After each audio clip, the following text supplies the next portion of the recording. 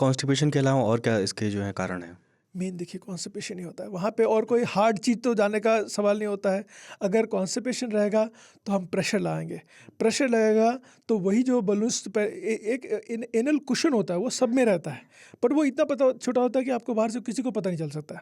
पर वही कॉन्स्टिपेशन की वजह से, जोर लगाने की वजह से वो एनल कुशंस बड़े होके grade 1, grade 2, grade 3, grade 4 piles की तरफ जाते हैं वो। सो इसलिए कॉन्स्टिपेशन सबसे इंपॉर्टेंट फैक्टर होता है। अभी मैं पढ़ रहा था कि आप जो है कमोड पे अगर बहुत देर तक बैठते हैं हम्म। और फ़ोन चलाते हैं, अखबार पढ़ते हैं, उससे भी खतरा रहता है पाइल्स एग्जैक्टली का। वो इसलिए लोगों को बैठना पड़ता है क्योंकि बहुत मोशन पास करने में ज़्यादा समय लगता है। समय क्यों लगता है? क्योंकि मोशन अपना हार्ड हो रहा है, ठीक है। तो कॉन्स्टिपेशन ऐसे सिर्फ ऐसे नहीं कि सिर्फ मोशन हार्ड होना। मान लो किसी को बहुत बार बार जाने की जरूरत पड़ती है, मतलब एक बार में क्लियर नहीं होता है, 2 या 3 बार जाना पड़ता है तब क्लियर होता है, या बहुत देर तक बैठना पड़ता है और तब क्लियर होता है, तो ये सब भी कॉन्स्टिपेशन का ही पार्ट है। लेकिन इतना अपने को ध्यान रखना चाहिए कि जैसे वो जो हैबिट होती है कि लोग पेपर लेके बैठते हैं मोशन में, या फ़ोन लेके बैठते हैं मोशन में, तो वो अपने को जहाँ तक हो सके अवॉइड करना चाहिए। वहाँ आपको कोई शो नहीं अटेंड करना है, वहाँ पे आपको जाके 10-15 मिनट बैठना है, होता है ठीक है, नहीं होता है जब वापस लगेगा तब जाइए। बट ज़बरदस्ती बैठ के वहाँ पे टाइम पास करना या ज़्यादा देर जोर लगाना कि एक बार में क्लियर हो जाए, वो सबसे बड़ी गलती होती है, जिस चक्कर में अपने को पाइल्स पहली बार झेलना पड़ता है। सर जैसे अभी मान लीजिए कि किसी पेशेंट को पेनलेस लंप है वहाँ पे या पेनलेस पाइल्स है, हम्म। और वो अपने स्टूल को जो है रेगुलरली वॉच कर नहीं रहा है, फिर वो कैसे कैसे पता लगाएगा कि उसको जो है बवासीर हो गया है? देखिए अगर पेनलेस है तभी लंप तो वहाँ पे फील होगा उनको, ठीक है।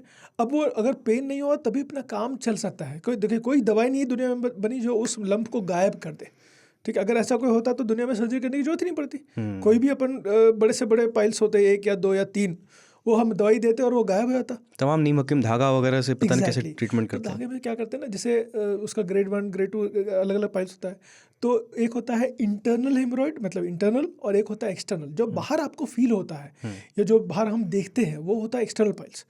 अंदर इतना और इंटरनल पाइल्स भी होता है। तब नीम हकीम खतरयान क्या करते हैं, बाहर वाले पार्ट को धागे से बांध देते हैं।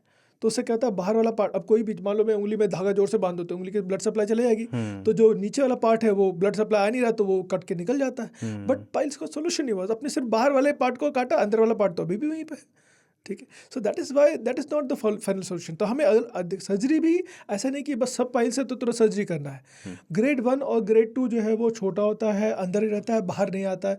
अगर ब्लीडिंग नहीं हो तो हमें कोई सर्जरी करने की आवश्यकता नहीं पड़ती, पर हमें लाइफस्टाइल चेंजेस तो बहुत ज़रूरी है। और सिंपल लाइफस्टाइल चेंजेस क्या है कि आप देखिए कि दिन भर में आप कितना पानी पीते हो, कितना फाइबर खाते हो, ठीक है। और ये सिर्फ आपके थोड़ा सा लाइफस्टाइल को चेंज करने पे ही आप इस चीज़ को आराम से कंट्रोल में कर सकते हो।